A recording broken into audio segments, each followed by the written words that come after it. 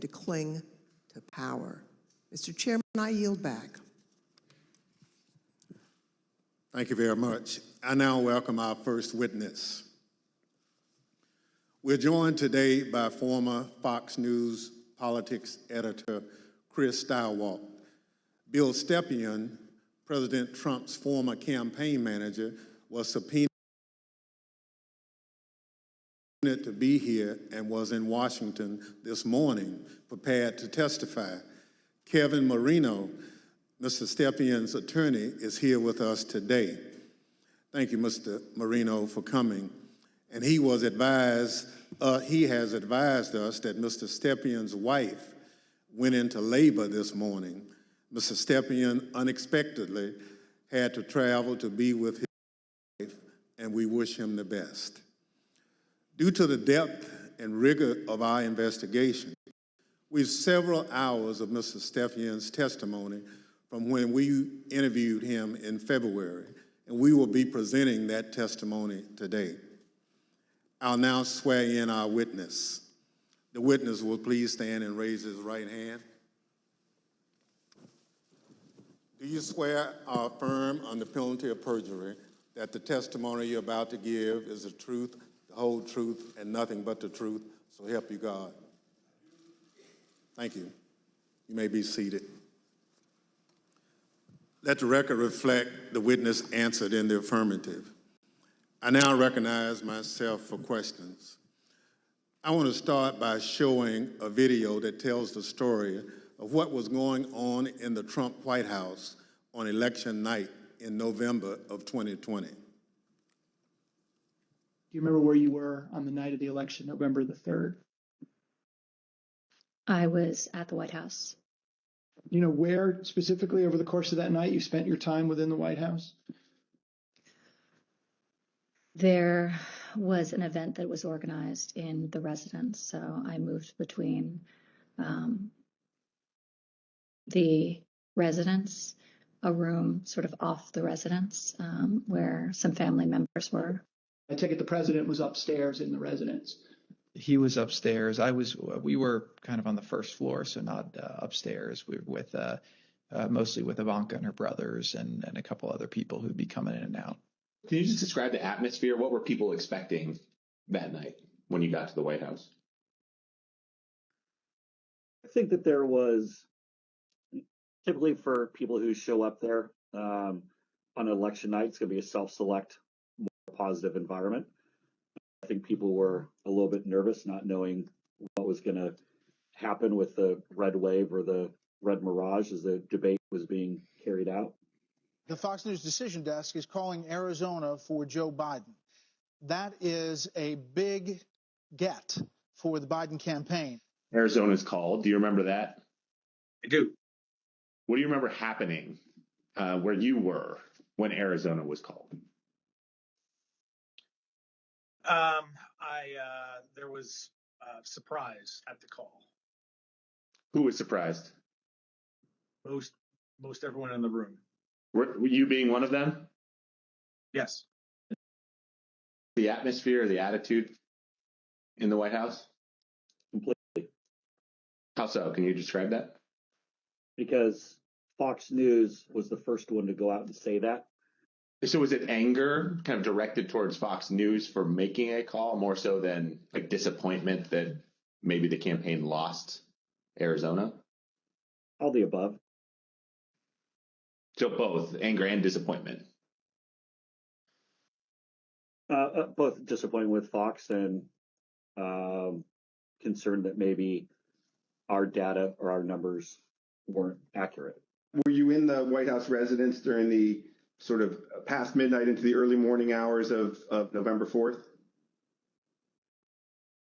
Yes, oh sure. It went over beyond midnight, yes. Do you remember Rudy Giuliani being at the White House on election night and into the early hours the next morning? I do. What do you remember about when he came? He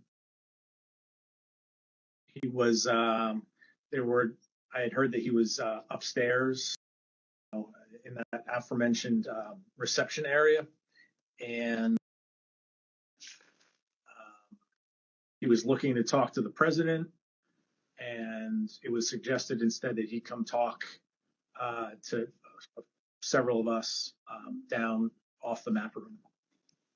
You said that you had heard that Mr. Giuliani wanted the president, and then he was directed your way. Did you end up talking to Mr. Giuliani when he was directed your way?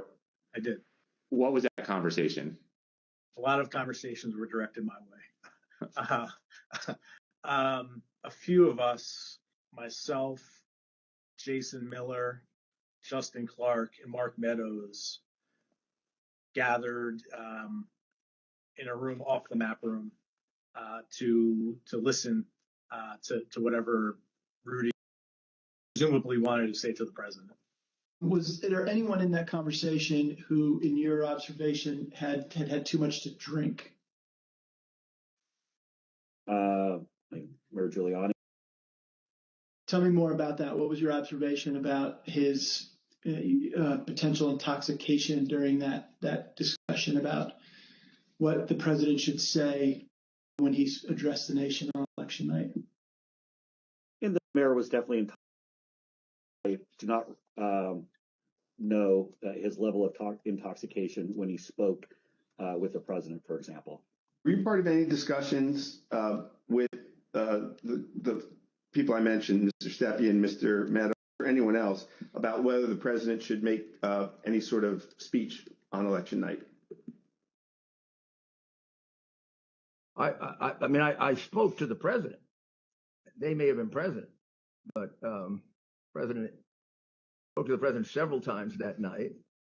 There were suggestions by, I believe it was Mayor Giuliani, to go and declare victory and say that we won it outright. It was far too early to be making any calls like that. Ballots were still being counted. Ballots were still going to be counted for days. And it was far too early to be making any proclamation like that. I remember saying that, to the best of my memory, and I was saying that we should not go and declare victory until we had a better sense of the numbers. Okay. Can you be more specific about that conversation, in particular what Mayor Giuliani said, your response, and then anybody else in the room's response? I think effectively Mayor Giuliani was saying, we won it. They're stealing it from us. Where'd all the votes come from? We need to go say that we won. And essentially that anyone who didn't agree with that position was being weak. What was your view at the time as to what he should or shouldn't say?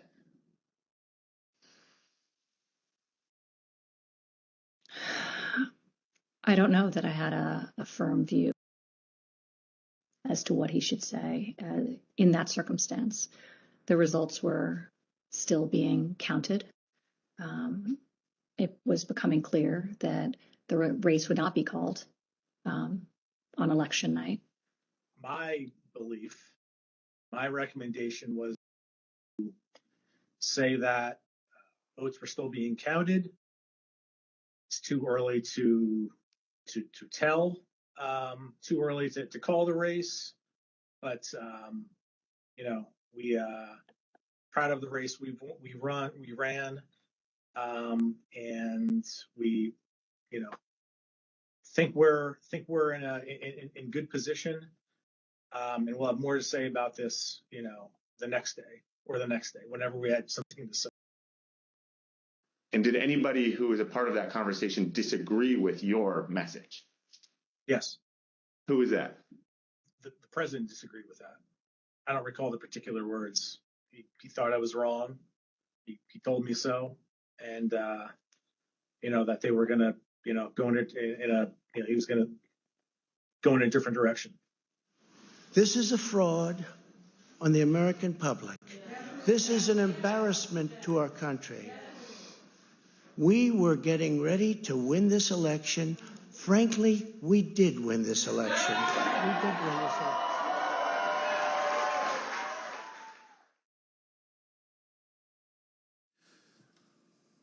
Mr. Steiwalt, did President Trump have any basis to declare victory on November 4th, 2020? Thank you.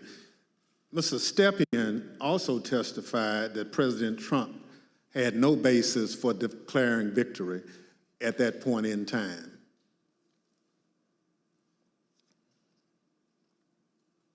My belief, my recommendation was to say that votes were still being counted.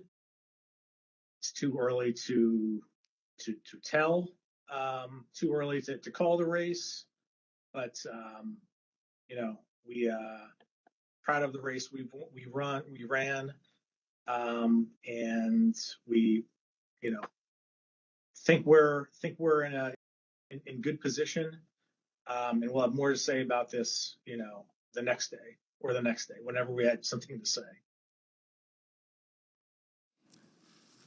Thank you.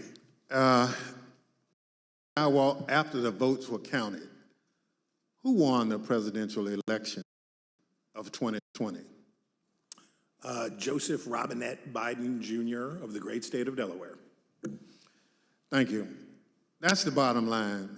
We've had an election. Mr. Trump lost, but he refused to accept the results of the democratic process. Pursuant to Section 5C8 of House Resolution 503, I now recognize the gentlewoman from California, Ms. Lofgren, for questions. Well, thank you, Mr. Chairman. Mr. Schierwald, I'd like you to explain a term that was thrown around a lot during the election, and that's the so-called red mirage. What does that mean? So in the 40 or 50 years, let's say, that Americans have increasingly chosen to vote by mail or early or absentee, Democrats prefer that method of voting more than Republicans do. So basically, in every election, Republicans win Election Day and Democrats win the early vote. And then you wait and start counting, and it depends on which ones you count first, but usually it's Election Day votes that get counted first. And you see the Republicans shoot ahead, and then the process of bailing and binding and unbinding all those mail-in votes. And some states like Pennsylvania refuse to count the votes first, so you have to wait for all of that to come in. So in every election, certainly a national election, you expect to see the Republican with a lead, but it's not really a lead. When you put together a jigsaw puzzle, it doesn't matter which piece you put in first, it ends up with the same image. So for us, who cares? But that's because no candidate had ever tried to avail themselves of this quirk in the election counting system. We had gone to pains, and I'm proud of the pains we went to make sure that we were informing viewers was going to happen, because the Trump campaign and the president had made it clear that they were going to try to exploit this anomaly. And we knew it was going to be bigger because the percentage of early votes was higher, right? We went from about 45% of the votes being early and absentee to, because of the pandemic, that increased by about 50%. So we knew it would be longer, we knew it would be more. So we wanted to keep telling viewers, hey, look, the number that you see here is sort of irrelevant because it's only a small percentage of these votes. So this red mirage, that's really what you expected to happen on election night. Happens every time. Thank you, Mr. Schierwald. Now, I'd like to play a clip of Attorney General Bill Barr, who also explains what was expected to happen on election night. Right on election night, the president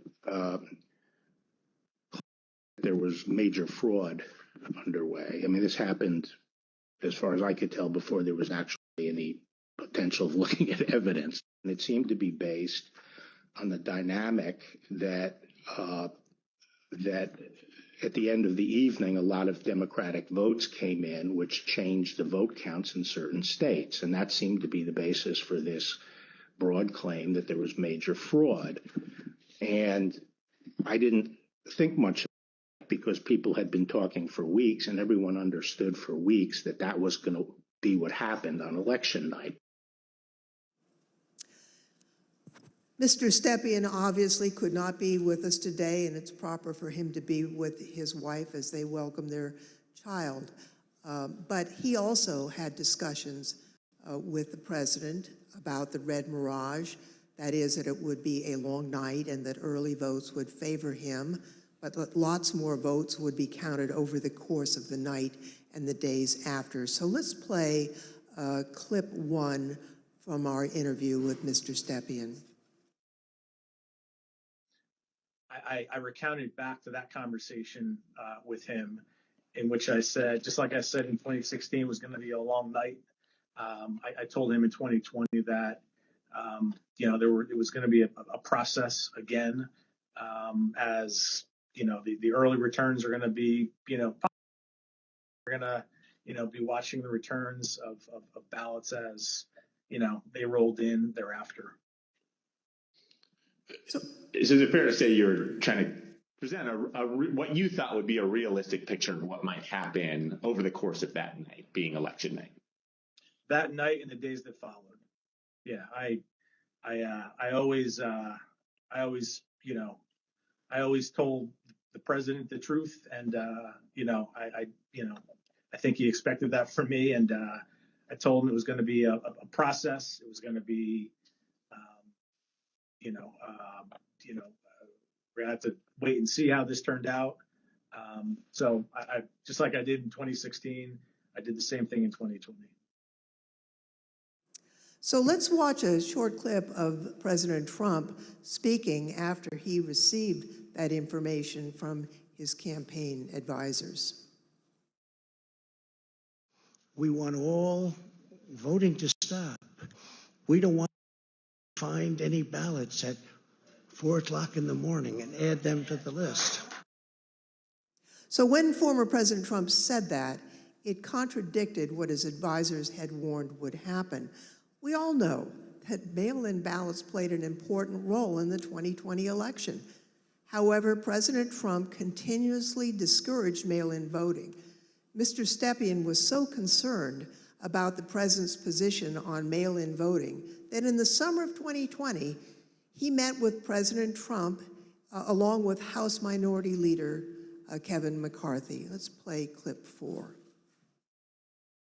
Meeting that was had, in particular, I invited Kevin McCarthy to join the meeting, he being of like mind on the issue with me, in which we made our case for why we believed mail-in voting not to be a bad thing for his campaign. But the president's mind was made up, and he understands how many times to go to the well on a particular topic. Yeah, I understand. Tell me a little bit more about the argument that you and Mr. McCarthy made to the president in that meeting as to why it wasn't a bad thing that mail-in voting was available. Largely two pillars to that argument, both of which I've previously mentioned. One, leaving a good deal to chance, pushing or urging your voters to vote only on election day leaves a lot to chance. That's A. And B, also previously mentioned, the fact that the Trump campaign, the Republican National Committee, the Republican Party had an advantage of grassroots workers and volunteers on the ground that would allow, an advantage to enhance return rates of ballots that were mailed. Those were the two pillars of the argument. I see. And what, if anything, do you recall Representative McCarthy saying during that meeting? We were echoing the same argument. I mean, his words echoed mine, and vice versa on those two topics. Mr. Stirewalt, you were at the decision desk at Fox News on election night, and you called Arizona early for President Biden, which was controversial. How did you make that call, and where did you think the race stood in the early hours of the next day? Well, it was really controversial to our competitors who we beat so badly by making the correct call first. Our decision desk was the best in the business, and I was very proud to be a part of it. Because we had partnered with the Associated Press And the National Opinion Research Center at the University of Chicago, thanks to my colleague and friend Arnon Mishkin, had built a wonderful device for forecasting the outcome of the election. So we had a different set of data than our competitors did. We had more research, and we had a better system, and we had a great team. So what you're waiting to see is, do the actual votes match up with the expectations in the poll? The real votes are testing the quality of your poll in targeted precincts and in targeted places. And let me tell you, our poll in Arizona was beautiful, and it was doing just what we wanted it to do, and it was cooking up just right. And at some point, and I forget exactly who, but at some point it became clear that Arizona was getting ready to make a call. So we, my boss, Bill Salmon, said we're not making any call until everybody says yes, because that was always our policy, unanimity. And you have to understand, in this room, you have, the best people from academia, Democrats, a broad cross-section of people who had worked together for a decade, who are really serious about this stuff. So we knew it would be a consequential call because it was one of 5 states that really mattered, right? Wisconsin, Michigan, Pennsylvania, Georgia, Arizona were the ones that we were watching. We knew it would be significant to call any one of those 5, but we already knew Trump's chances were very small and getting smaller based on what we had seen. So we were able to make the call early. We were able to beat the competition. We looked around the room, everybody says yay, and on we go. And by the time we found out how much everybody was freaking out and losing their minds over this call, we were already trying to call the next state. We had already moved on. We were to Georgia, we were to North Carolina, we were looking at these other states. So we thought we were pleased, but not surprised. I see. After the election, as of November 7th, in your judgment, what were the chances of President Trump winning the election? After that point? Yes. None. I mean, I guess it's always possible that you could have, a truckload of ballots be found somewhere, I suppose. But once you get into this space, ahead of today, I thought about what are the largest margins that could ever be overturned by a recount, and the kind of stuff that we heard Mike Pence talking about, sounding like a normal Republican that night when he said, we'll keep every challenge. Nothing like that. In a recount, you're talking about hundreds of votes. When we think about calling a race, one of the things that we would think about is it outside the margin of a recount? And when we think about that margin, we think about, in modern history, you're talking about 1,000 votes, 1,500 votes at the way, way outside. Normally, you're talking about hundreds of votes, maybe 300 votes that are going to change. So the idea that through any normal process in any of these states, remember, he had to do it thrice, right? He needed 3 of these states to change. And in order to do that, I mean, you're at an infant, you're better off to play the Powerball than to have that come in. On November 7th, the other major news outlets called the race for President Biden. Now, Mr. Stepien told the committee that he thought the odds were, and this is a quote, very, very, very bleak, and held a meeting with the president that same day. Let's show clip 8, video clip 8. I mean, with each day that wore on, I mean, the trajectory of the race, on election night, Trump ahead in many states, and as that week wore on, as the 3rd became the 4th, became the 5th, and so on and so forth, and the vote by mail ballots were tabulated, Trump's lead, grew more narrow, and in some places Biden surpassed, Trump in the vote totals. So as the week wore on, as we paid attention to those numbers multiple times a day, internally, I was feeling less confident for sure. What was your view on the state of the election at that point? Very, very, very bleak. We told him, the group that went over there outlined, my belief in chances for success at this point, and then we pegged it at 5, maybe 10% based on recounts that either were automatically initiated or could be could be initiated based on, realistic legal challenges, not all the legal challenges that eventually were pursued. But, it was, my belief is that it was a very, very, 5 to 10% is not a very good optimistic outlook. Now, as President Trump and others continued to claim that the election was stolen, there were lawyers who were a part of the campaign lawyers, who were responsible for investigating the fraud claims. That includes Alex Cannon, who could not validate the claims that were being made, including those being made by the president. Let's roll video 15. This is an email. It's 2 emails, actually. The first is from Alex Cannon to you and Faith McPherson. And then you forward that email on to Mark Meadows, Justin Clark, and Jason Miller, the subject being AZ federal ID voters. If you look at the original email there, it says, Bill, we completed the AZ analysis you requested. I assume that's about Arizona. And because of the substantial uncertainty surrounding the databases, this is a highly unreliable way to identify ineligible voters. Can you explain the task that you gave to Ms. Cannon for this Arizona analysis? Sure. Previously, I described some of my frustration with some of the claims that people would throw at President Trump regarding, you need to look at this, this happened in this state or that happened in that state. And it would be, those would flow to us to look into. I talked about that before, I think.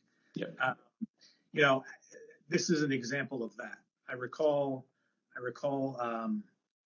in Arizona, someone had thrown out, I believe this to be the claim, that there were thousands of illegal citizens, people not eligible to vote, having cast their ballots in Arizona. Someone had thrown out that claim to President Trump. And with, the margins being as close as they were, as I previously described,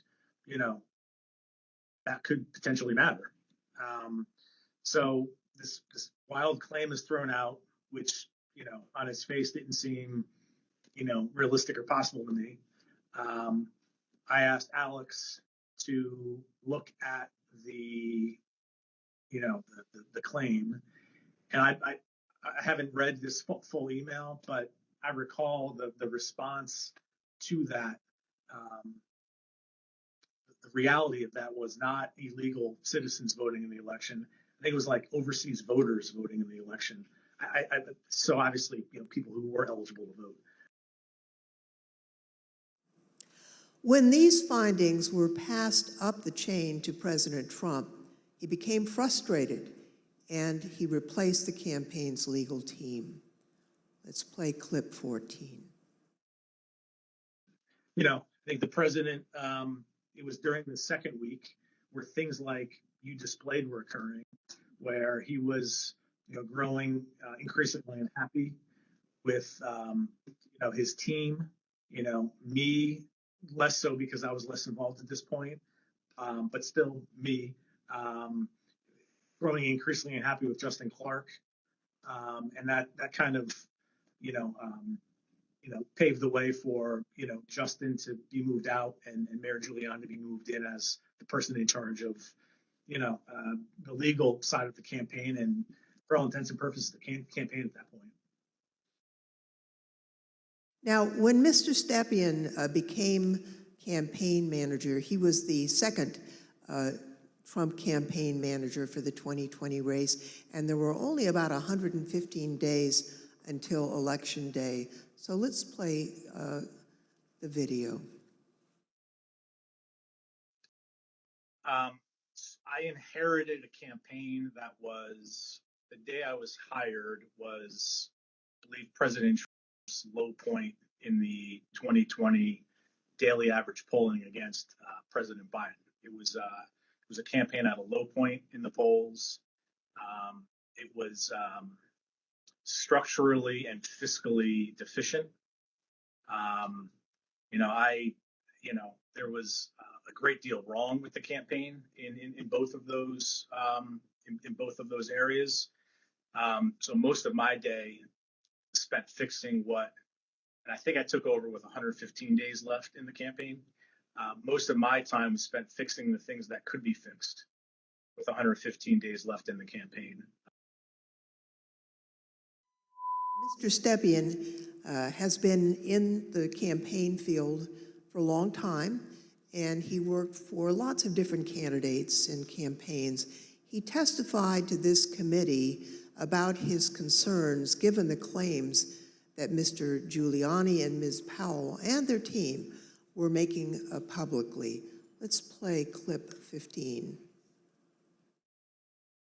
Okay, and was it important for you, Mr. Stepien, to sort of pull back just for your own professional reputation? You didn't want to be associated with some of what you were hearing from the Giuliani team and others that sort of stepped in the wake of your departure? I didn't mind being categorized. There were two groups of, we called them kind of my team and Rudy's team. I didn't mind being characterized as being part of Team Normal, as reporters, kind of started to do around that point in time. I said, hours ago, early on that, I've been doing this for a long time, 25 years, and I've spanned, political ideologies from Trump to McCain to Bush to Christie, and, I can work under a lot of circumstances for a lot of varied, candidates and politicians, but a situation where, and I think along the way I've built up a pretty good, I hope, a good reputation for being honest and professional, and I didn't think what was happening was necessarily honest or professional at that point in time. So that led to me stepping away. So the president did get rid of Team Normal, and I'd like to play a clip showing that the president found the people he needed to perpetuate his claims of fraud. They saw a big truck bringing in 100,000 ballots in garbage cans, in waste paper baskets, in cardboard boxes, and in shopping baskets. And every single one of them was for Biden because they were being notified by Smartmatic in Frankfurt that Biden was way behind and they better come up with a lot more ballots. And we can prove every single thing I just said. If you gave me the paper ballots, I could probably turn around each one of these states. I'm absolutely convinced if you let me examine each one of those ballots, I'd pull out enough that were fraudulent that it would shake the hell out of the country. It can set and run an algorithm that probably ran all over the country to take a certain percentage of votes from President Trump and flip them to President Biden, which we might never have uncovered had the votes for President Trump not been so overwhelming in so many of these states that it broke the algorithm. I remember that one of the things Mark said at some point was, you can't show an actual vote was flipped, which I found at the time to be a remarkable assertion because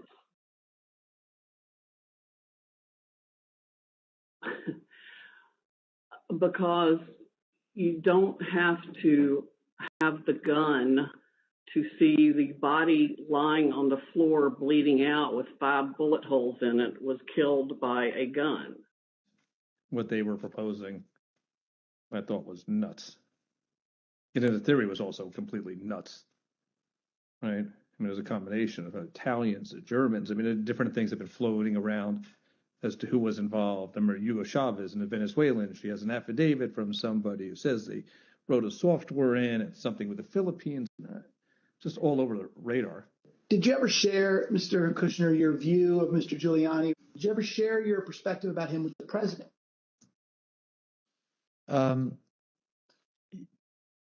I guess,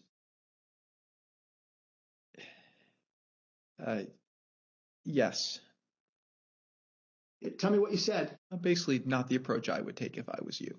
Okay. And how did he react? How did President Trump react when you shared that view with him? We said, I have confidence in Rudy. I think I had conversations with probably all of our council who are signed up to assist on Election Day as they disengaged with the campaign. The general consensus was that the law firms were not comfortable making the arguments that Rudy Giuliani was making publicly. I seem to recall that I had a similar conversation with most all of them. I made it clear I did not agree with the idea of saying the election was stolen and putting out this stuff, which I told the president was bullshit. And, I didn't want to be a part of it, and that's one of the reasons that went into me deciding to leave when I did.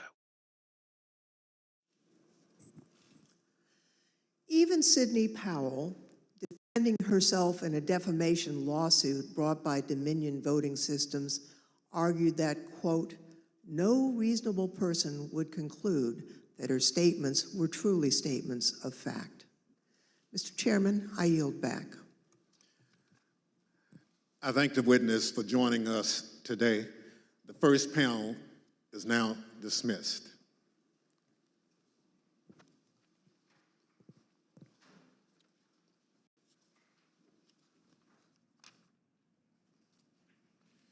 We've been listening to the first portion of today's hearing by the House. Without objection, the chair recognizes the gentlewoman from California, Ms. Lofgren. Thank you, Mr. Chairman. Last week, we presented the testimony of former Attorney General Bill Barr, who testified before this committee. Today, we present additional evidence, including his testimony that former President Trump started making claims of election fraud immediately after the election, and that Barr concluded the claims were untrue. Now, due to the length of Attorney General Barr's testimony, we're only going to include relevant portions at the hearing today. So let's play the video. The department, in fact, when we received specific and credible allegations of fraud, made an effort to look into these to satisfy ourselves that they were without merit. And I was in the posture of trying to figure out, there was an avalanche of all these allegations of fraud that built up over a number of days, and it was like playing whack-a-mole because something would come out one day and then the next day it would be another issue. Also, I was influenced by the fact that all the early claims that I understood were completely bogus and silly and usually based on complete misinformation. And so I didn't consider the quality of claims right out of the box to give me any, feeling that there was really substance here. For the first time since the election, the Attorney General spoke personally with the President on November 23rd, and this was at the White House. Let's play the video, please. So, 23rd, I hadn't spoken to the President since the election, and in fact, as I said, since the middle of October, roughly. And it was a little getting awkward because obviously he had lost the election and I hadn't said anything to him. And so Cipollone said, I think it's time you come over here. And so I came over to meet with the president in the Oval Office, and Meadows and Cipollone were there. And the president, and this is leading up to this conversation with Kushner, the president said there had been major fraud and that as soon as the facts were out, the results of the election would be reversed. And he went on this for quite a while, as he's prone to do. And then he got to something that I was expecting, which is to say that apparently the Department of Justice doesn't think that it has a role of looking into these fraud claims. And I said, that has to be the campaign that raises that with the state. The department doesn't take sides in elections, and the department is not an extension of your legal team. And our role is to investigate fraud, and we'll look at something if it's specific, credible, and could have affected the outcome of the election. And we're doing that, and it's just not. They're just not meritorious. They're not panning out. And as I walked out of the Oval Office, Jared was there with Dan Scavino, who ran the president's social media, and who I thought was a guy and believe is a reasonable guy. And I said, how long is he going to carry on with this stolen election stuff? Where's this going to go? And by that time, Meadows had caught up with me and leaving the office and caught up with me and said that he said, look, I think that he's becoming more realistic and knows that there's a limit to how far he can take this. And then Jared said, yeah, we're working on this. We're working on it. Even after his attorney general told him his claims of election fraud were false, President Trump continued to promote these claims. I felt that things continued to deteriorate between the 23rd and the weekend of the 29th. And then on November 29th, he appeared on Maria Bartiromo's show, Sunday Futures, I believe it was. And he said that the department was missing in action. Well, no, we had glitches where they moved thousands of votes from my account to Biden's account. And these are glitches. So they're not glitches, they're theft, they're fraud, absolute fraud. This election was over. And then they did dumps.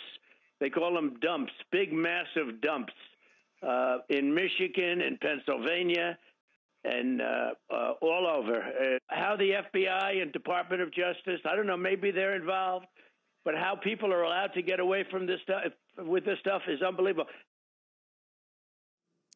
Now, spurred by what he saw, Barr told the Associated Press on December 1st that there was no evidence of election fraud. And immediately after Attorney General Barr's statement went public, Mr. Trump berated and he nearly fired Barr. But Barr persisted in telling the president that there was no evidence to support the fraud claims. This got under my skin, but I also felt it was time for me to say something. So I set up a lunch with the AP reporter, Mike Balsamo, and I told him at lunch, I made this statement that to date we have not seen fraud on a scale that could have affected a different outcome in the election. I had a later meeting scheduled at the White House at 3:00 with Meadows. This was previously scheduled, so I knew this was going to come up, and I went over there and I told my secretary that I thought I would probably be fired and told not to go home. I mean, not to go back to my office. So I said, you might have to pack up for me.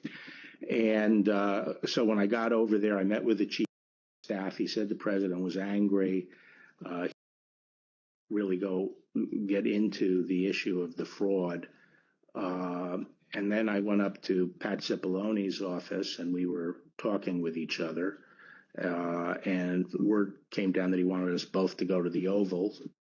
And the president was as mad as I've ever seen him, and he was trying to control himself. And the president said, well, this is, killing me. You didn't have to say this. You must have said this because you hate Trump. You hate Trump.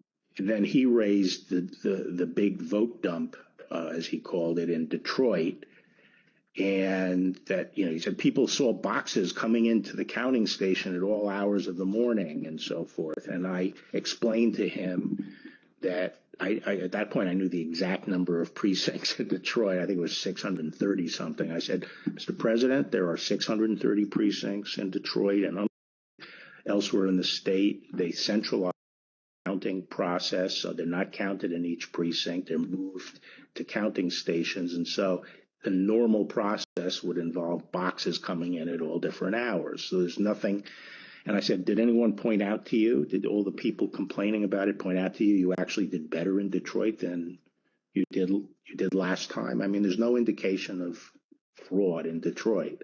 And I told him that the stuff that his people were shoveling out to the public was bullshit. I mean, that the claims of fraud were bullshit. and he was indignant about that. And I reiterated that they'd wasted a whole month on these claims on the Dominion voting machines, and they were idiotic claims. And I specifically raised the Dominion voting machines, which I found to be among the most disturbing in the sense that I saw absolutely zero basis for the allegations, but they were made in such a sensational way that they obviously were influencing a lot of people, members of the public, that there was this systemic corruption in the system and that their votes didn't count and that these machines controlled by somebody else were actually determining it, which was complete nonsense. And it was being laid out there. And I told them that it was crazy stuff and they were wasting their time on that. And it was doing a grave disservice to the country.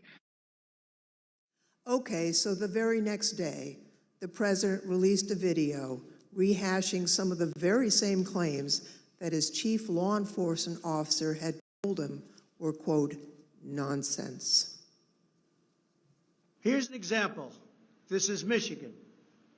At 6:31 in the morning, a vote dump of 149,772 votes came in unexpectedly. We were winning by a lot. That batch was received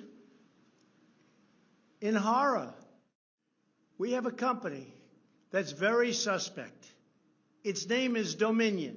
With the turn of a dial or the change of a chip, you can press a button for Trump and the vote goes to Biden. What kind of a system is this? Barr again told the president that there was nothing to these claims on December 14th.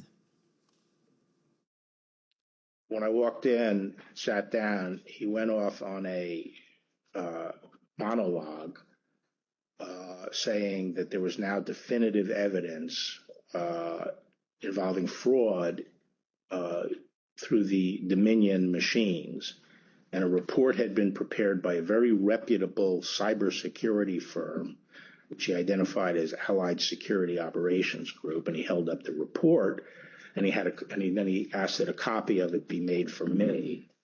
And while a copy was being made, he said, this is absolute proof that the Dominion machines were rigged. The report means that I'm going to have a second term. And then he gave me a copy of the report. And as he talked more and more about it, I sat there flipping through the report and looking through it. And to be frank, it looked very amateurish to me. Didn't have the credentials of the people involved, but I didn't see any real qualifications. And the statements were made very conclusory, like, these machines were designed to, engage in fraud or something to that effect, but I didn't see any supporting information for it. And I was somewhat demoralized because I thought, boy, if he really believes this stuff, he has, lost contact with he's become detached from reality. If he believes this stuff. On the other hand, when I went into this and would tell him how crazy some of these allegations were, there was never an indication of interest in what the actual facts were. In my opinion then, and my opinion now, is that the election was not stolen by fraud. And I haven't seen anything since the election that changes my mind on that, including the 2000 Mules movie. Well, maybe you can assess that 2000 Mules since people are talking about that. Well, I mean, just in a nutshell, I just think the GBI was unimpressed with it. And I was similarly unimpressed with it because I think I was holding my fire on that to see what the photographic evidence was, because I thought, well, hell, if they have a lot of photographs the same person dumping a lot of ballots in different boxes, that's hard to explain. So I wanted to see what the photographic evidence was, but the cell phone data is singularly unimpressive. I mean, it basically, if you take 2 million cell phones and figure out where they are physically in a big city like Atlanta or wherever, just by definition, you're going to find many hundreds of them have passed by and spent time in the vicinity of these boxes. And the premise that, if you go by a box, 5 boxes or whatever it was, that's a mule is just indefensible. It by definition, you're going to have hundreds of this. I mean, I saw one contractor said, we figured out that our truck alone would account for 6 cell phone signals.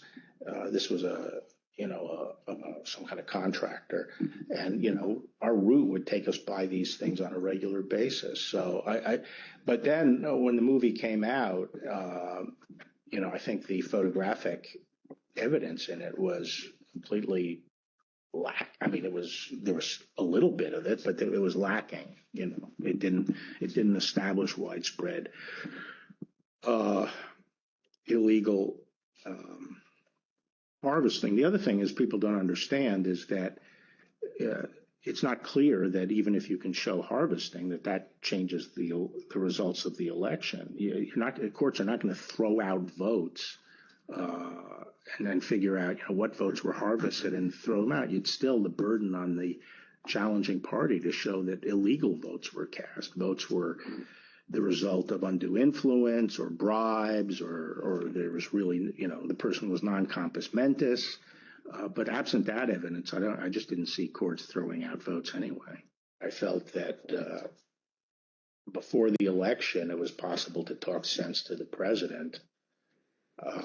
And while you sometimes had to engage in, a big wrestling match with him, that it was possible to keep things on track. But I felt that after the election, he didn't seem to be listening, and I didn't think it was, that I was inclined not to stay around if he wasn't listening to advice from me or his other cabinet secretaries. So on December 14th, Barr quit. Now, the Attorney General wasn't the only person who told the president that his claims were false. Other officials and close advisors told him the same thing. Other than try to address a counterfactual or a hypothetical, let me just say there were instances where the president would say, people are telling me this, or I've heard this, or I saw on television, this impropriety in Atlanta or Pennsylvania or something. And we were in a position to say, our people have already looked at that, and we know that you're getting bad information, that's not correct.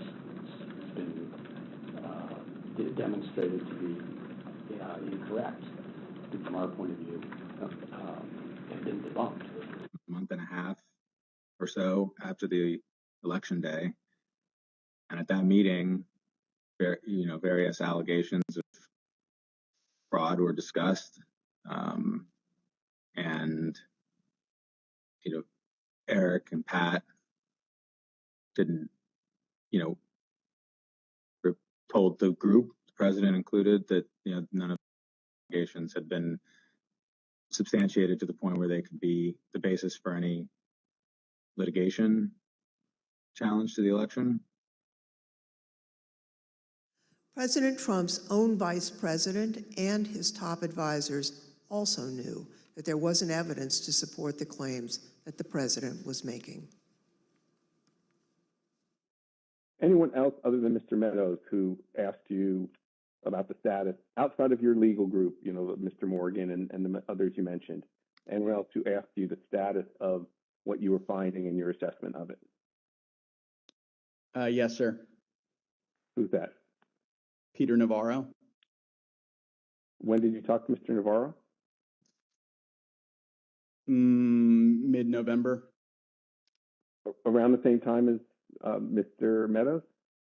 Yes, sir. And tell me about that conversation. I recall him asking me questions about Dominion and maybe some other categories of allegations of voter fraud. And I remember telling him that I didn't believe the Dominion allegations because I thought the hand recount in Georgia would resolve any issues with a technology problem and with Dominion or Dominion flipping votes. And I mentioned at that time that the CISA, Chris Krebs, had recently released a report saying that the election was secure. And I believe Mr. Navarro accused me of being an agent of the deep state working with Chris Krebs against the president. And I never took another phone call from Mr. Navarro. Anyone else besides Mr. Meadows, Mr. Navarro, Mr. Hirschman that you had discussions with inquiring about what you were finding in your review of the allegations that were pouring in?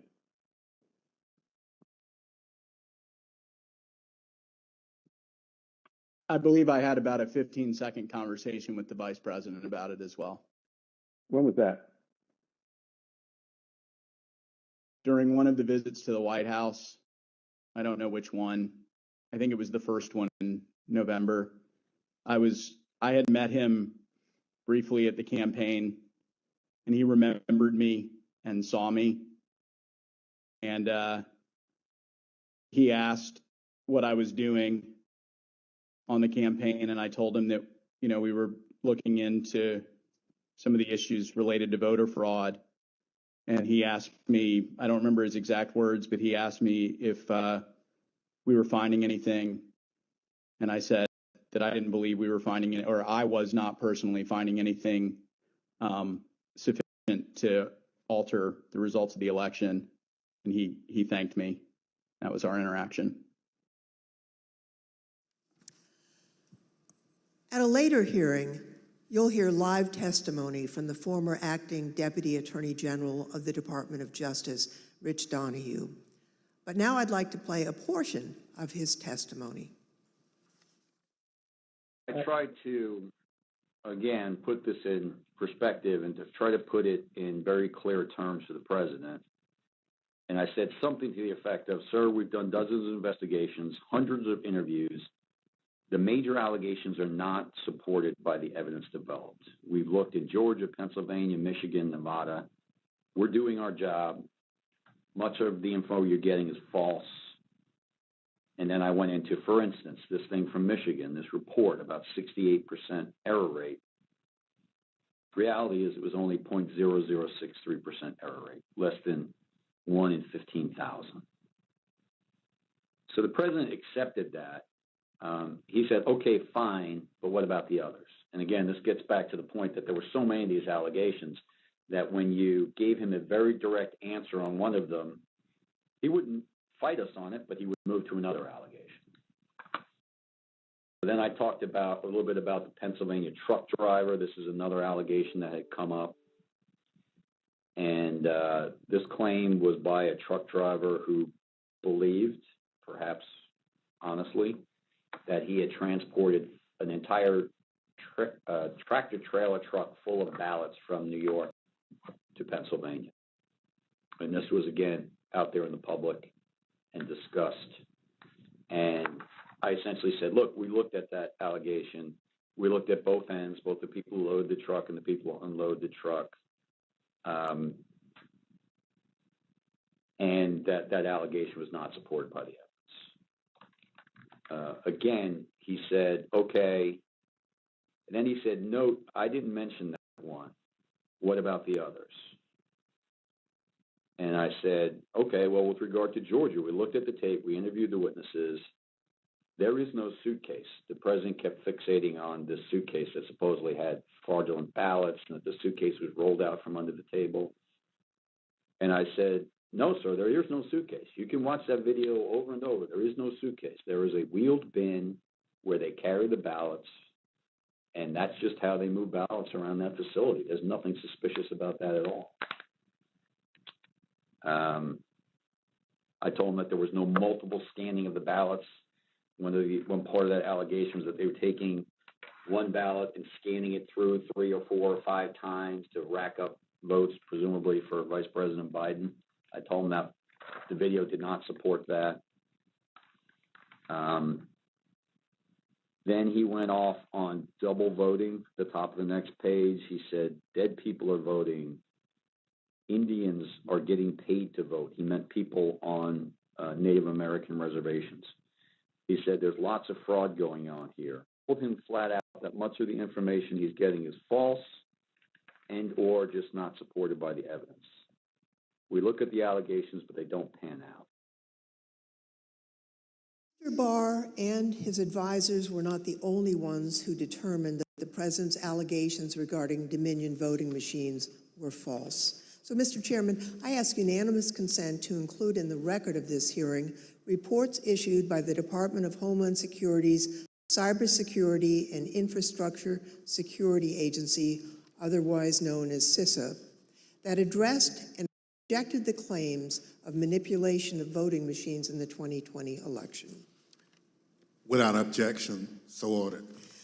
Thank you, Mr. Chairman. I also ask unanimous consent to include in the record a report prepared by the Michigan Senate Oversight Committee that disproved claims of election fraud in Michigan, as well as a statement by 59 of the country's leading election security scientists, noting the absence of any credible evidence that the 2020 election had been altered through technical compromise, and 5 other reports from organizations and individuals confirming there was no widespread fraud in the 2020 election or describing the spread of the former president's lies. Without objection, so ordered. Thank you, Mr. Chairman, and I yield back. Pursuant to the order of the committee for today, the chair declares the committee in recess for a period of approximately 10 minutes. And with that, Committee Chair Benny Thompson of Mississippi says that, as you just heard, the committee will go into recess. What we've been hearing over the last hour and a little more than 15 minutes is a pretty much nonstop array of former Trump administration officials, advisor to the former president, members of the Trump campaign, all one after another explaining why he did not win the 2020 election, why his insistence that there was fraud in the count was not borne out by any facts or any evidence.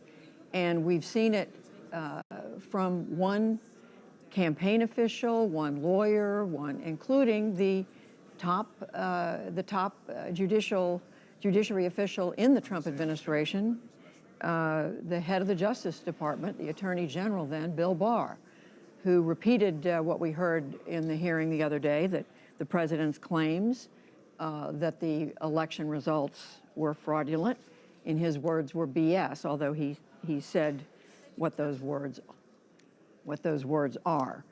So the committee has gone into a short recess. They're going to be coming back with me to help analyze what we've been hearing. Trey Grayson, who was Kentucky Secretary of State from 2004 to 2011. He's past president of the National Association of Secretaries of State. And Peniel Joseph, he's Associate Dean for Justice, Equity, Diversity, and Inclusion, and the Barbara Jordan Chair in Ethics and Political Values at the University of Texas at Austin.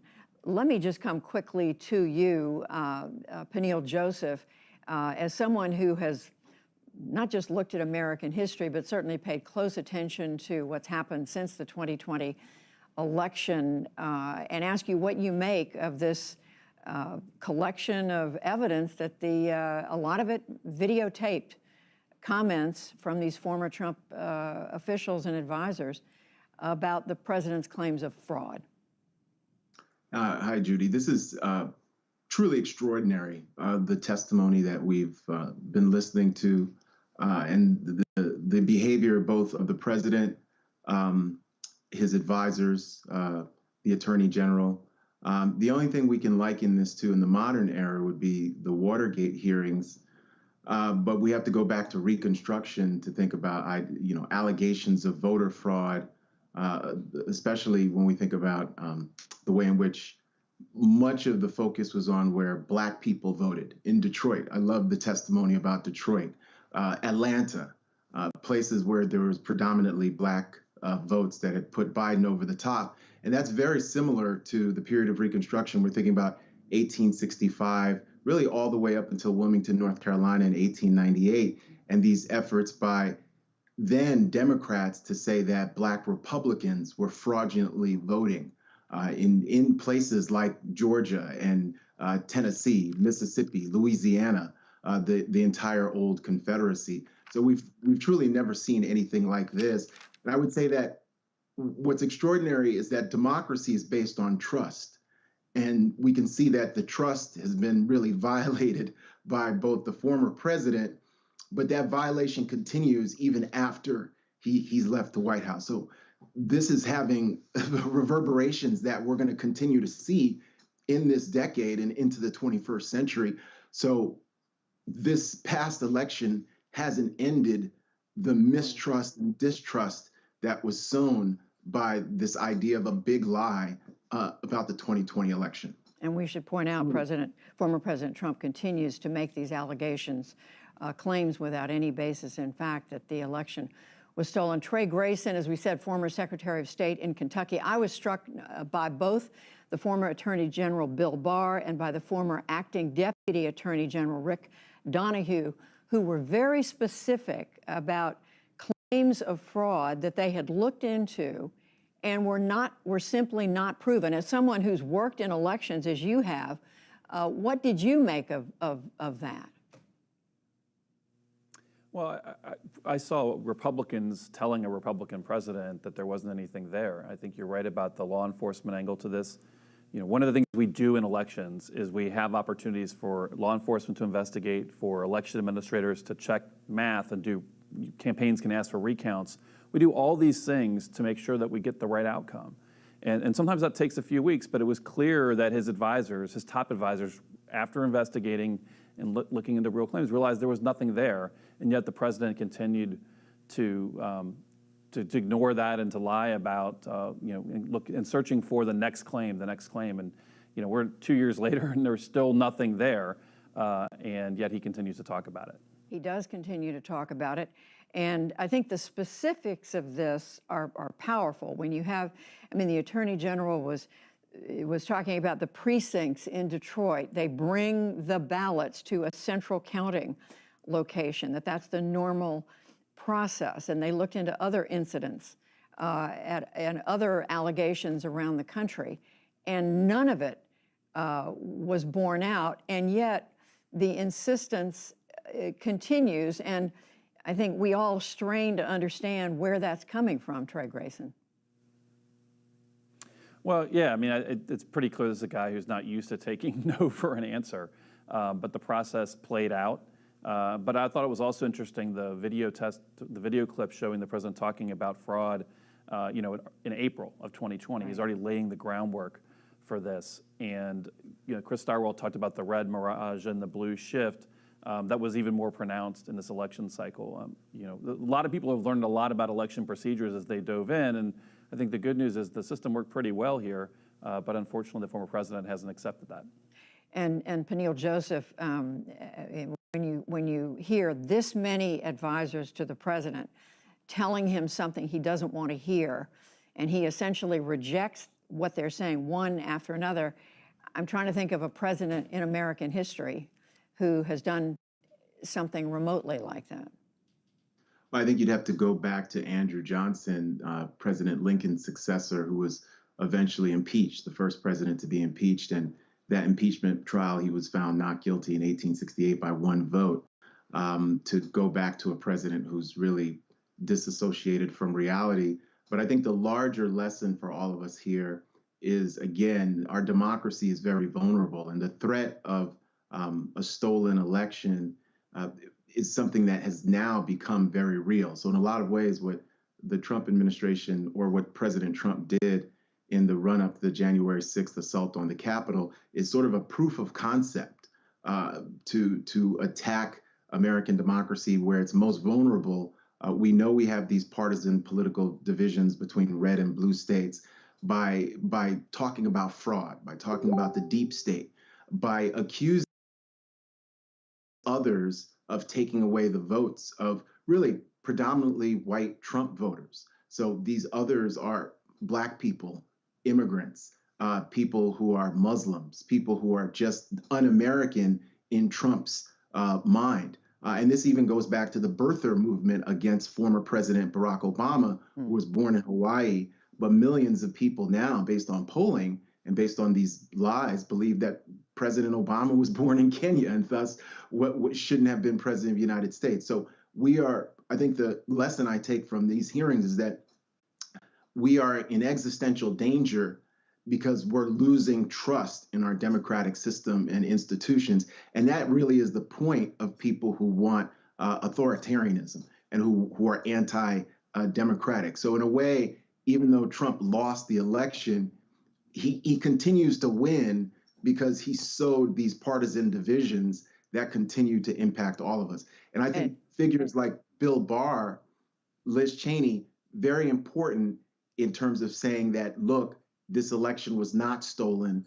We want to defend democracy. So we definitely need Republicans who, however much you might disagree with Democrats, are acting in good faith and saying we all believe and love America and American democracy.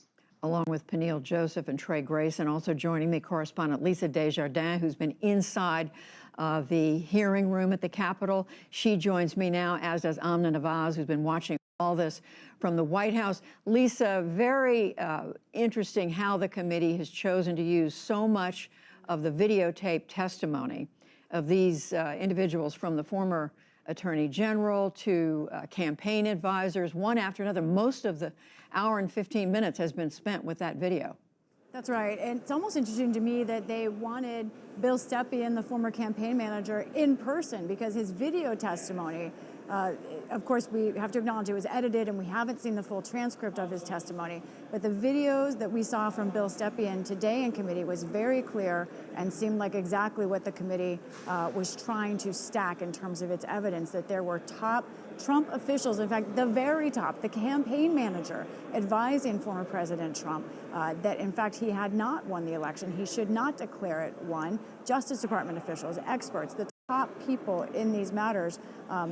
This is a very comprehensive, compelling, and just from this first take, without seeing any response or the transcripts, it feels like a devastating amount of evidence to the idea that there was really very much fraud at all. In fact, it goes the other way. We heard evidence today that the error rate in this election, and we've heard this before, was minuscule, that this was perhaps one of the least fraudulent elections in American history.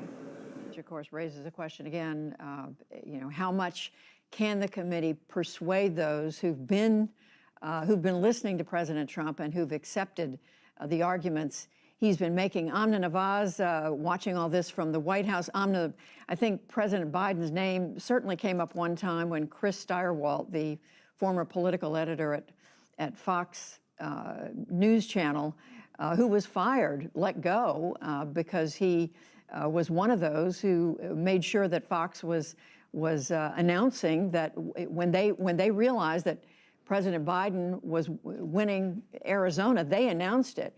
And when he was asked who did he believe had won the election, he said Joseph Robinette Biden. We know the White House is watching all this, but not directly participating.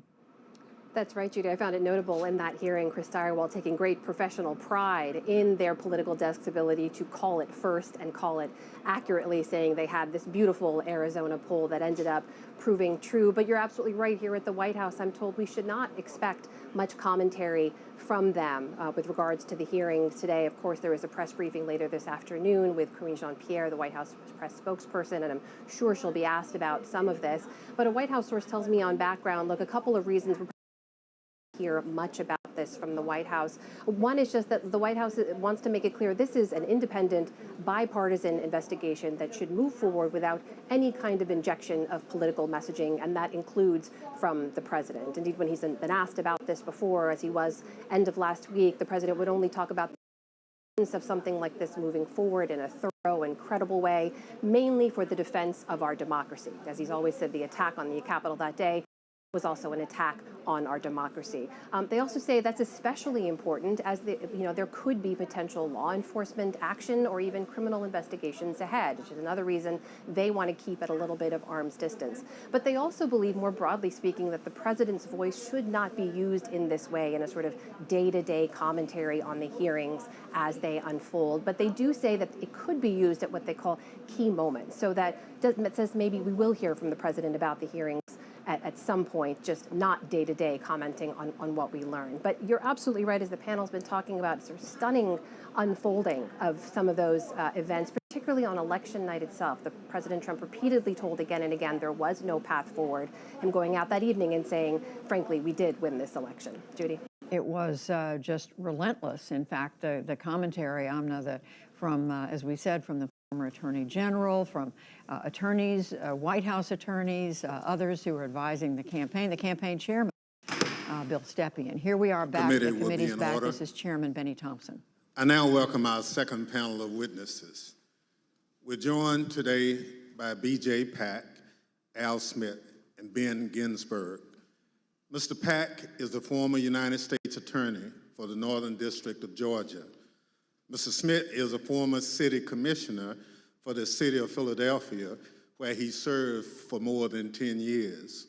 Mr. Ginsberg is one of the leading election law attorneys in the country and has represented Republican presidential candidates in election litigation dating back to 2000, where he represented George W. Bush in the Bush v. Gore litigation. I will now swear in our witnesses. Please stand and raise your right hand. Do you swear or affirm on the penalty of perjury that the testimony you're about to give is the truth, the whole truth, and nothing but the truth? So help you God. Thank you. Please be seated.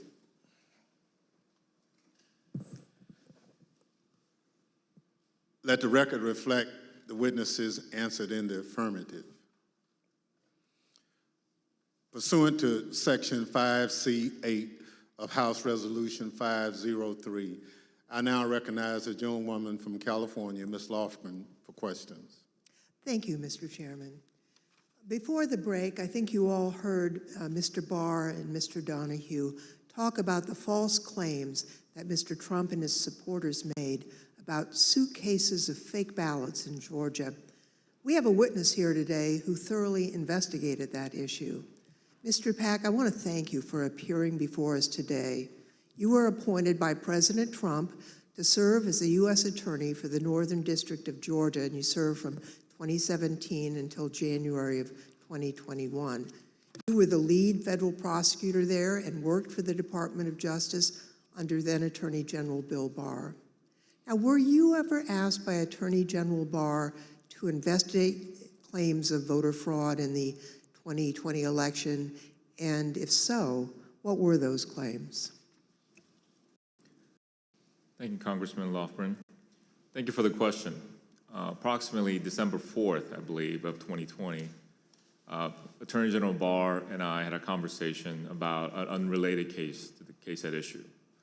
At the end of the conversation, Mr. Barr had asked me if I had seen a certain videotape that was being reported in the news where Mr. Giuliani, in a Senate subcommittee hearing that was held the day before, May 3rd, showed a videotape of a purportedly a security tape at the State Farm Arena in Atlanta, which is also in Fulton County, in the city of Atlanta.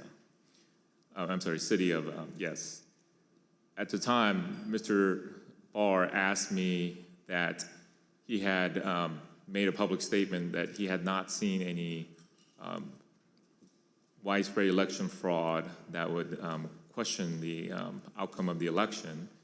And because of the videotape and the serious allegation that Mr. Giuliani was making with respect to the suitcase full of ballots purported in the video, he asked me to find out a bit about it because he had envisioned that in some days after our call that he was going to go to the White House for a meeting and then that issue might come up. He asked me to make it a priority to get to the bottom of to try to substantiate the allegation made by Mr. Giuliani. Thank you. I understand the Georgia Secretary of State's office investigated those State Farm Marina allegations and didn't find any evidence of fraud. What did you find when your office conducted its own investigation? We found that the suitcase full of ballots, the alleged black suitcase that was being seen pulled from under the table, was actually an official lockbox where ballots were kept safe. We found out that there was a mistake in terms of a misunderstanding that they were done counting ballots or tallying ballots for the night, and the partisan watchers that was assigned by each of the respective parties were announced to send home. But once they realized the mistake, someone from the Secretary of State's office had indicated that, no, we're not done for the night. You need to go ahead and continue counting. So once they packed up the lockbox full of ballots, they brought back the official ballot box again and continue to tally the ballots from the lockbox. Unfortunately, during the Senate hearing, Mr. Giuliani only played a clip that showed them pulling out the official ballot box from under the table and referring to that as a smoking gun of fraud in Fulton County. But in actuality, in review of the entire video, it showed that that was actually an official ballot box that was kept underneath the tables.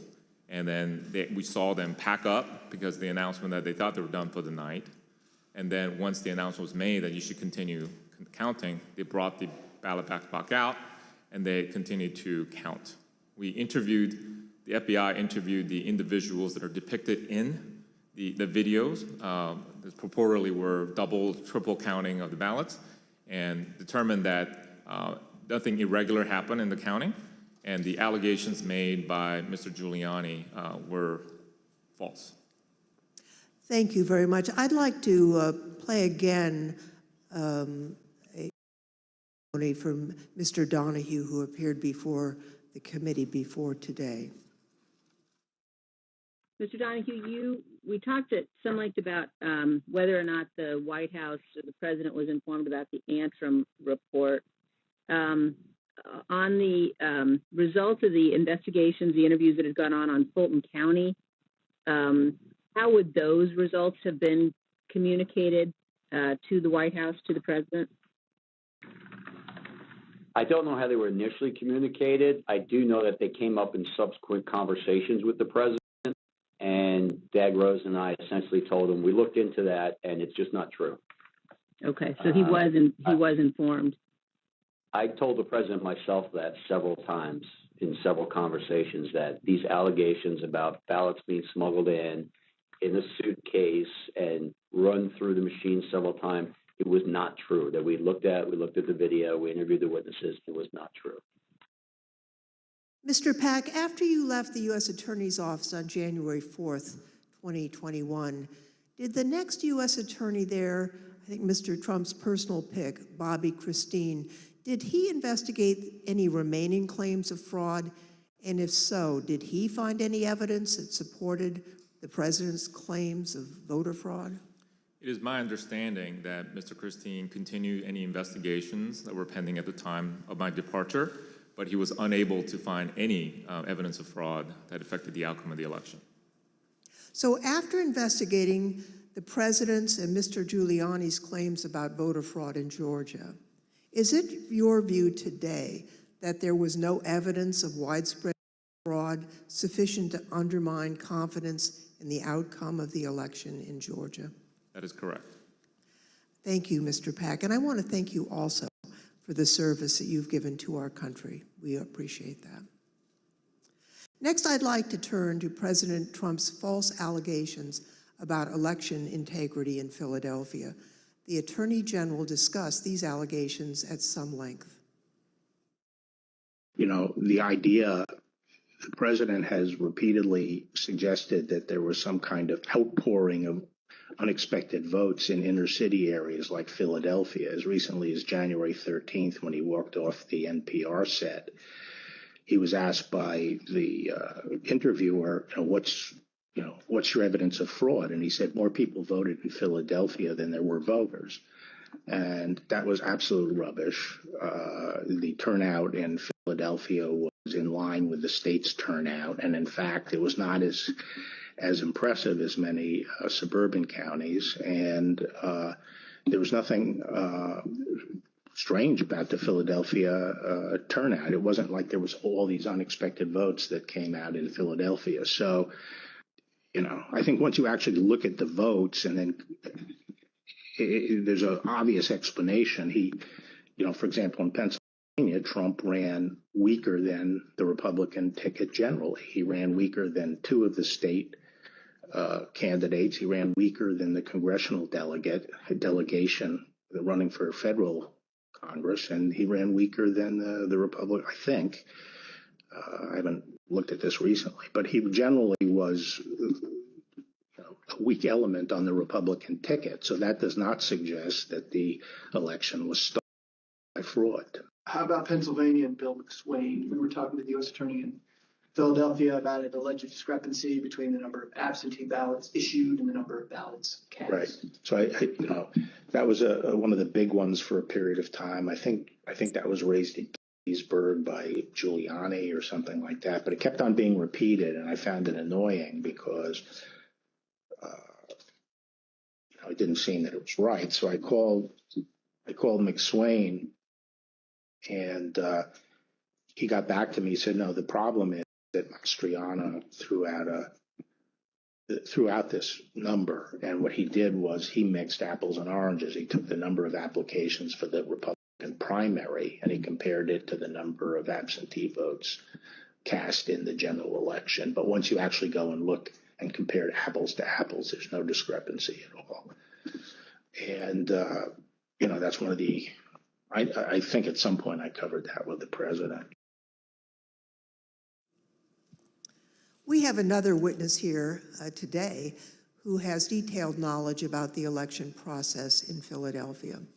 Mr. Schmidt, at the time of the 2020 presidential election, you were serving as the only Republican member of Philadelphia's three-member city commission, which is responsible for overseeing elections throughout the city. Is that correct? That's correct, Congressperson. So President Trump made numerous claims regarding fraudulent voting practices in Philadelphia, including the claim that dead people were voting. In fact, Mr. Giuliani told Pennsylvania state legislators that 8,000 dead people voted in Pennsylvania. You investigated those claims of voter fraud. Can you tell us what you found? Not only was there not evidence of 8,000 dead voters voting in Pennsylvania, there wasn't evidence of 8. We took seriously every case that was referred to us, no matter how fantastical, no matter how absurd, and took every one of those seriously, including these. As it turns out, even Mr. Trump's campaign lawyers knew that the dead voter claims weren't valid. I guess the crooks in Philadelphia are disappointed in this. They only submitted 8,021 ballots from dead people, mail-in ballots for dead people. It's probably easier for dead people to submit mail-in ballots than it is to vote in person. Rudy was, at this stage of his life, in the same ability to manage things at this level or not. And obviously, I think Bernie Kerik publicly said it. They never proved the allegations that they were making, and they were trying to develop. Mr. Schmidt, on November 11th, 2020, President Trump tweeted about you, saying, and here's a quote, "A guy named Al Schmidt, a Philadelphia commissioner and so-called Republican, or Rhino, is being used big time by the fake news media to explain how honest things were with respect to the election in Philadelphia. He refuses to look at a mountain of corruption, dishonesty. We win." As a result of that tweet and the CNN interview you gave where you stated the dead voter claims in Pennsylvania were false, you and your staff were subjected to disturbing threats. Can you tell us about that? The threats prior to that tweet, and on some level it feels almost silly to talk about a tweet, but we can really see the impact that they have, because prior to that, the threats were pretty general in nature. corrupt election officials in Philadelphia are going to get what's coming to them. You're what the Second Amendment is for. You're walking into the lion's den, all sorts of things like that. After the president tweeted at me by name, calling me out the way that he did, the threats became much more specific, much more graphic, and included not just me by name, but included members of my family by name, their ages, our address, pictures of our home, just every bit of detail that you could imagine. That was what changed with that tweet. Behind me are redacted threats that you received, that you provided to the committee. Now, we redacted portions of the text to protect your family. Mr. Schmidt, I think I speak for all of my colleagues when I say we are deeply sorry for what you and your loved ones have been through. And I also want to thank you for your service to your country and for standing up for the rule of law. I want to thank both Mr. Pack and Mr. Schmidt for their service, their testimony, and for standing up for the rule of law. Now I'd like to turn to another subject.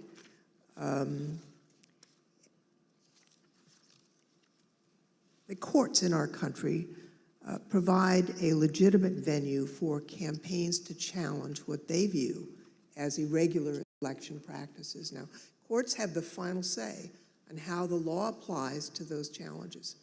We have a renowned legal expert here to address the Trump campaign's activities in court.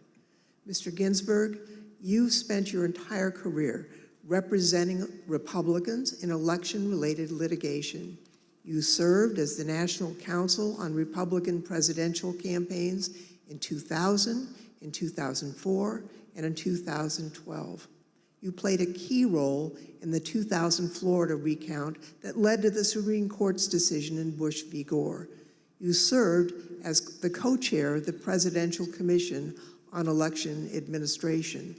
I think it's fair to say you're the most prominent Republican lawyer who's litigated in the election field. Now, you've analyzed the Trump campaign's litigation pretty carefully. What's the normal process for post-election litigation? How is the Trump campaign's different from the kinds of post-election litigation you've been involved in and know about?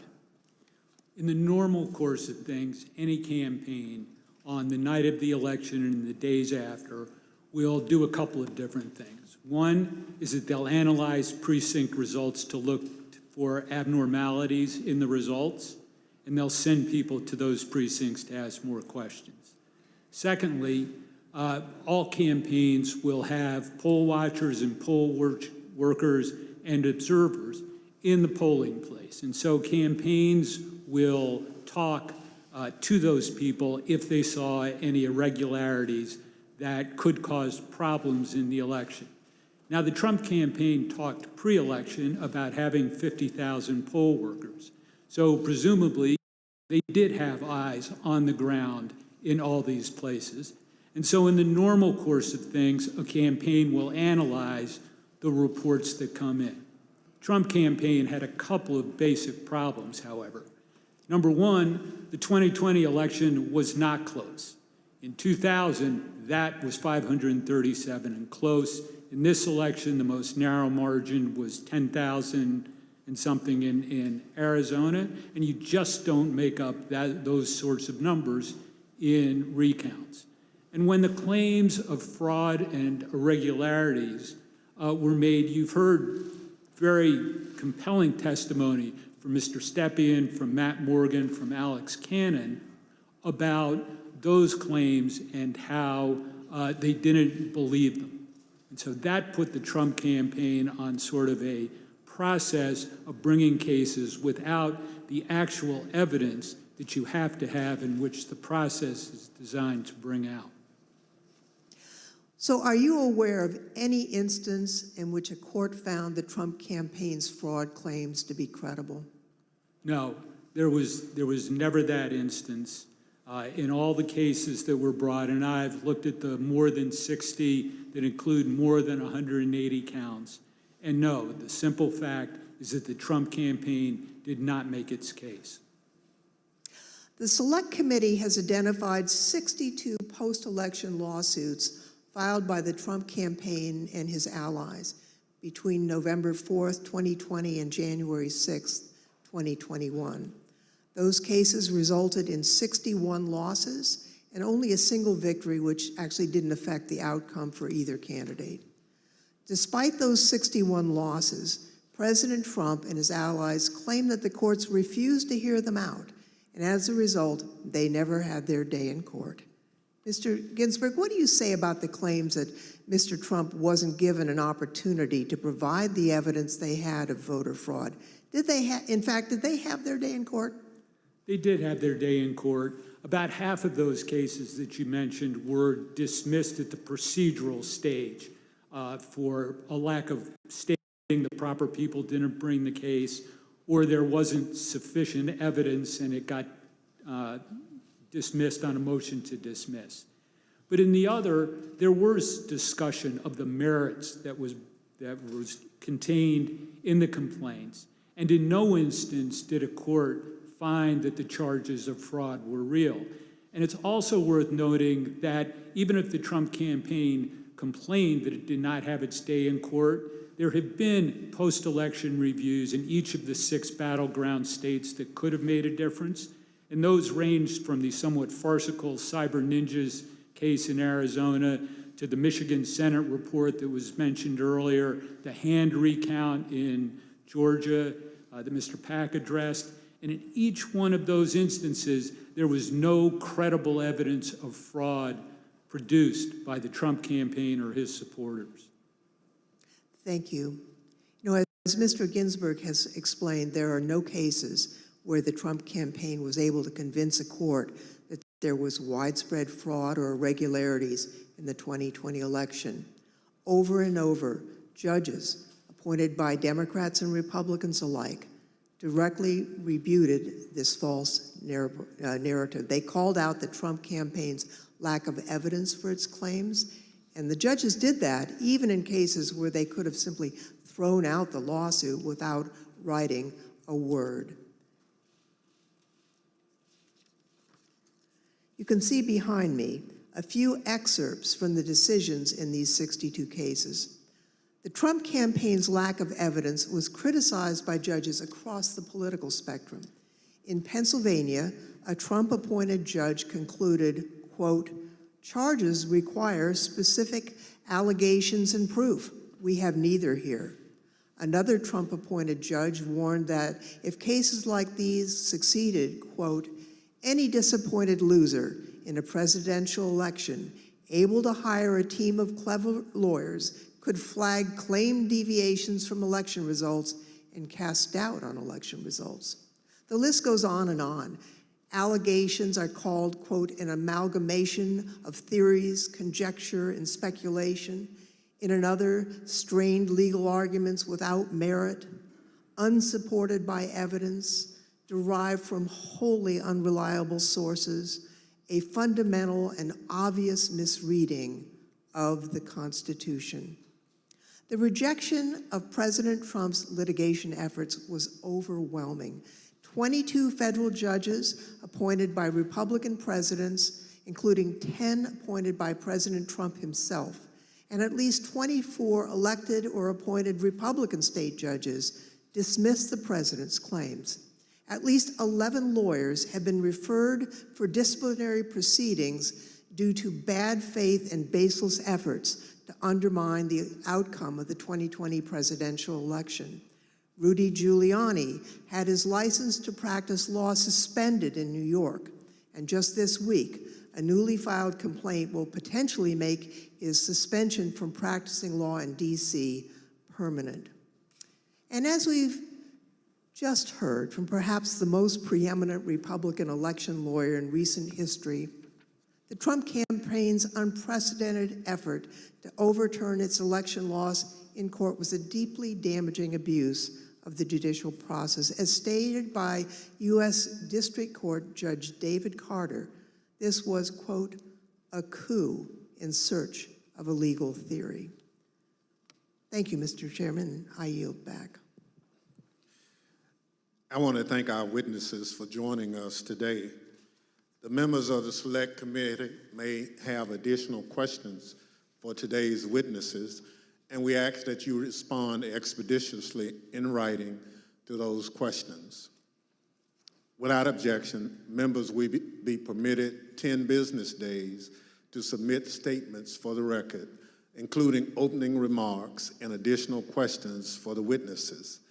The second panel of witnesses is now dismissed.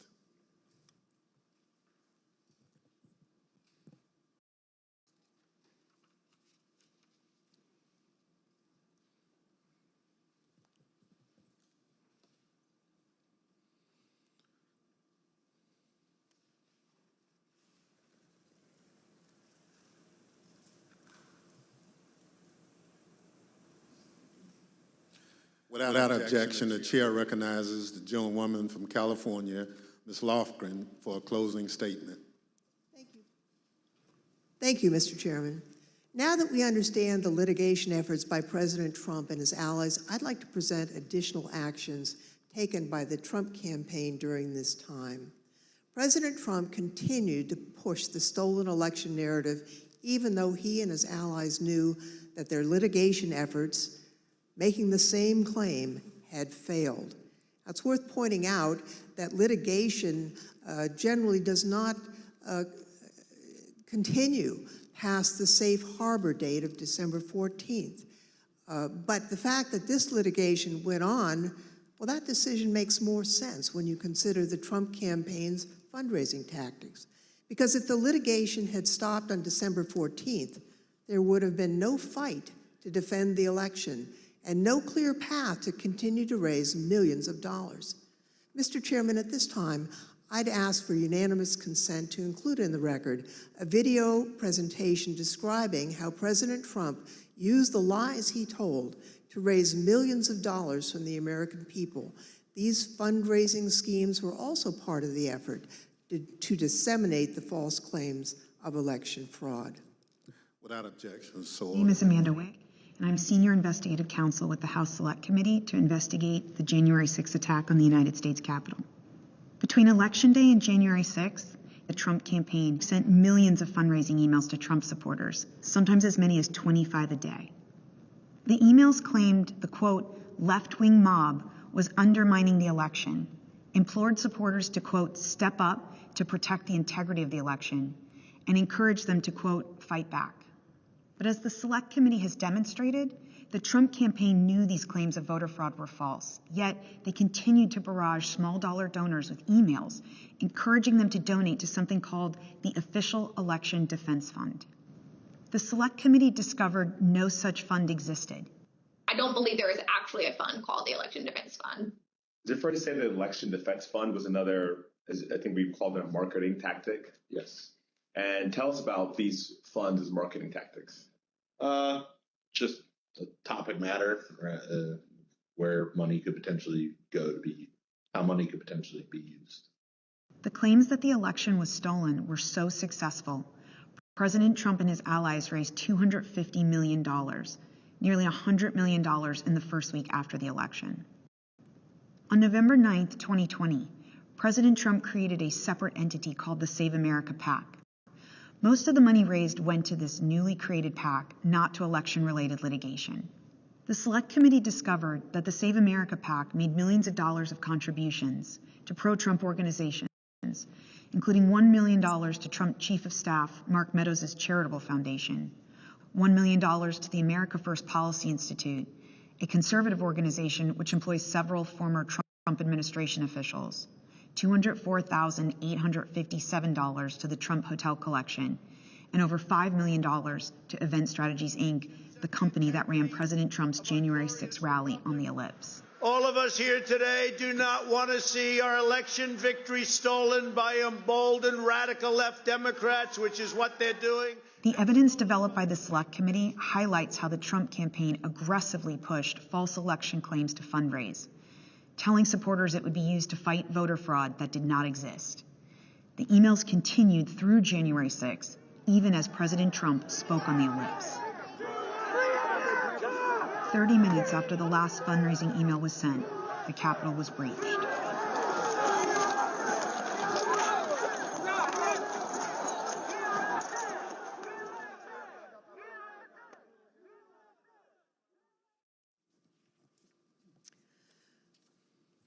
Every American is entitled and encouraged to participate in our electoral process. Political fundraising is part of that. Small dollar donors use scarce disposable income to support candidates and causes of their choosing, to make their voices heard. And those donors deserve the truth about what those funds will be used for. Throughout the committee's investigation, we found evidence that the Trump campaign and its surrogates misled donors as to where their funds would go and what they would be used for. So not only was there the big lie, there was the big ripoff. Donors deserve to know where their funds are really going. They deserve better than what President Trump and his team did. Mr. Chairman, I yield back. Without objection, the chair recognizes the gentlewoman from Wyoming, Ms. Cheney, for a closing statement. Thank you very much, Mr. Chairman. Mr. Chairman, I would like to thank all of our witnesses today. And I'd also like to, in particular, wish Mr. Stepien and his family all the best on the arrival of a new baby. Today's hearing, Mr. Chairman, was very narrowly focused. And in the coming days, you will see the committee move on to President Trump's broader planning for January 6th, including his plan to corrupt the Department of Justice and his detailed planning with lawyer John Eastman to pressure the Vice President, state legislatures, state officials, and others to overturn the election. Let me leave you today with one clip to preview what you will see in one of our hearings to come. This is the testimony of White House lawyer Eric Hirschman. John Eastman called Mr. Hirschman the day after January 6th, and here is how that conversation went. I said to him, "Are you out of your effing mind?" Right? I said, I only want to hear two words coming out of your mouth from now on. Orderly transition.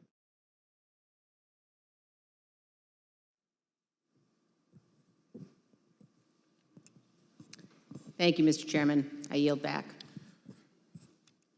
At the conclusion of last week's hearing, we showed you a video of rioters explaining why they had come to Washington on January 6th. It was because Donald Trump told them to be here. Today, we heard about some of the lies Donald Trump embraced and amplified when it became clear he didn't have the numbers of votes to win the election. We heard about how officials at different levels of government explored claims of fraud and found no evidence, yet the former president continued to repeat those false claims over and over again. Today, we'll end things where we did on Thursday, back on January 6th, hearing words of individuals who wanted to stop the transfer of power. We know they were there because of Donald Trump. Now we hear some of the things they believed. Without objection, I enter into the record a video presentation. I know exactly what's going on right now. Fake election. They think they're gonna fucking cheat us out of our vote and put communist fucking Biden in office. It ain't fucking happening today, buddy. You voted? Yes, sir. How'd it go? Voted early. It went well, except for can't really trust the software. Dominion software all over. We voted, and right in the top right-hand corner of the Dominion voting machine that we used, there was a Wi-Fi symbol with 5 bars. So that most definitely connected to the internet, without a doubt. So they stole that from us twice. We're not doing it anymore. We're not taking it anymore. So we're standing up, we're here, and whatever happens, we're not laying down again. I'm from Pennsylvania. It didn't work. It absolutely worked. It didn't work. Voted. No. Trust the system. 200,000 people that weren't even registered voted. 430,000 votes disappeared from President Trump's tally. And you can't stand there and tell me that it worked. I don't want to say that what we're doing is right. But if the election's being stolen, what is it going to take?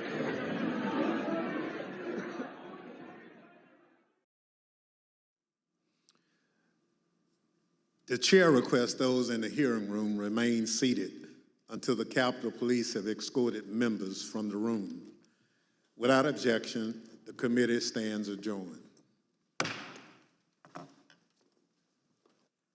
And with that, Chairman Benny Thompson gavels to a close the second day of hearings of the January 6th investigation committee. Having heard today from more witnesses, it's been another dramatic combination of video, as we just heard there at the end, and a lot of videotaped testimony from the former Attorney General of the United States, Bill Barr, other election officials who advised former President Trump, members of the White House staff, the president's daughter, the president's son-in-law, combined with the witnesses, the 5 witnesses who testified, 4 witnesses who testified live this morning and then into the afternoon. I'm joined by Trey Grayson, former Secretary of State for Kentucky.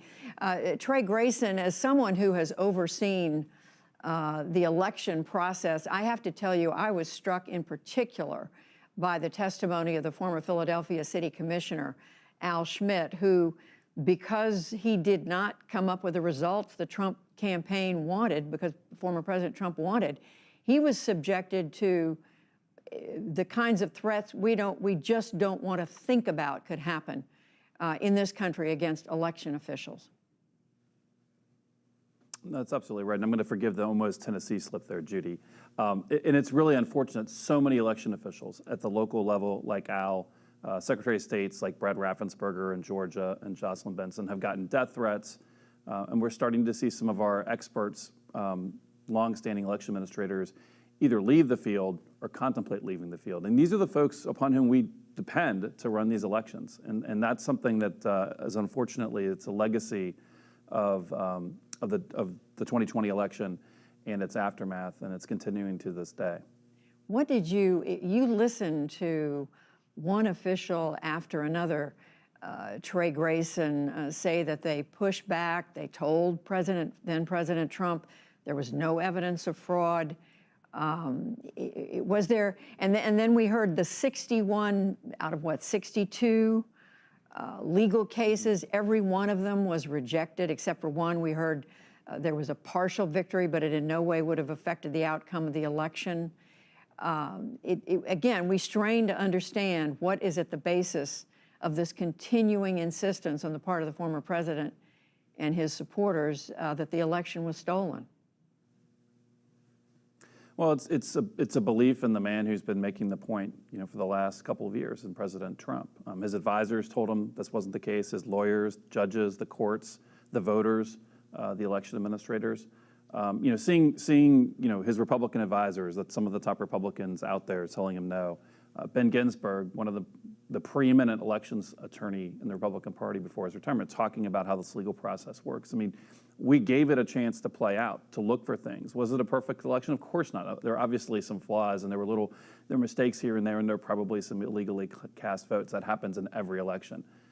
But as Ginsburg pointed out, it wasn't a particularly close election. And even with all these lawsuits, we couldn't find anything. And I would also add one of the frustrating things to me, because I get a lot of the emails as a Republican asking for money, was that all this money went to other purposes. It didn't go to pay for statewide recounts that could have reassured us in Wisconsin, Michigan, and Pennsylvania. The loser has the ability to ask for that. The president didn't do that. He had the money to pay for it. He had the lawyers to file those claims. They didn't do it. And yet they still make these false accusations. And to this day, do we know where that money went? Mm-hmm. That's the question. Well, it sounds like it went to a lot of advisors. Yeah, I mean, I think some of this is a money-making, a grift opportunity for some of these folks, for some of these opportunities. It's not also going to candidates. That's the other thing that's interesting is all the money, again, these emails and texts that you get, it's not going to support some of his preferred candidates. It's just sort of accumulating. Trey Grayson, again, who's someone who's watched so many elections and as president of the National Association of Secretaries of State has seen this not just from the perspective in Kentucky, but from across the country. Also joining me, Lisa Desjardins, who covers the Capitol. She's been inside the hearing room. She's now stepped out. Amna Nawaz has been watching it, all this from the White House. Lisa, from inside the room, give us a sense of the reaction as this testimony and so much of it on video as it unfolded. It does feel a bit like a courtroom in there, a very clear, methodical unfolding of the evidence and the charges from the committee. And to a question you asked earlier, Judy, that I've been thinking about, how does the committee hope to change basically the underlying idea here to affect the mentality and those who still believe somehow that the election was stolen? How are they going to affect those who have that ideology locked in? I think the answer to that is look at the witnesses and voices we heard today. I counted 30 video clips, some of them audio clips, but 30 clips that were played today, 3 witnesses live. What do all of those voices have in common? All of them Republicans. So there's no doubt in my mind there are election officials from Pennsylvania, from Georgia, who this committee could have called who were Democrats, but instead they are making a point of calling not just Republicans, but top Republicans in this field, top Republicans who evaluated this issue, those closest to the president, former President Trump, and trying to lay out that those who were right there, those who know this issue, all say the election was not stolen. That said, we have yet to hear from the former president himself today in reaction to this hearing, and we do know that some of those closest to him, like Steve Bannon, who was an early advisor to him and later left the White House, still kind of flout some of the things that we heard in the hearing. But by and large, this was a mountain of Republican and conservative voices saying the election wasn't stolen, the president was told that again and again. And Lisa, just quickly, despite that, we know the vast majority of Republican members of the House have been publicly opposed to these hearings. They question the legitimacy of this committee. So my question is, how much of this is going to affect their thinking? I do not see these hearings as affecting the majority of House Republicans at this point. I do think behind the scenes, of course, there are a lot of conversations that perhaps could affect their rhetoric when they get on the campaign trail. I'm going to be interested to see if we hear as much about a stolen election, and maybe instead we hear more about Nancy Pelosi, other things that they think register with their base. I wonder, and this is sort of the idea the committee has, they want to dial down, they want to end this talk of a stolen election, and I'm eager to hear if it does in fact affect how Republicans speak on the campaign trail. And Amna Nawaz at the White House, I'm going to give you the last word as we think about what we've been hearing for the last few hours. You told us that the White House is trying to be very careful in how they comment on what is coming forward from this committee. That's right, Judy, or if they comment at all. I think we're unlikely to get any unsolicited comment from the president on this. As I mentioned, though, Karine Jean-Pierre will brief the press at 3 o'clock this afternoon. There will likely be questions there. But 2 big things we've noticed as we've watched this second day of hearings unfold.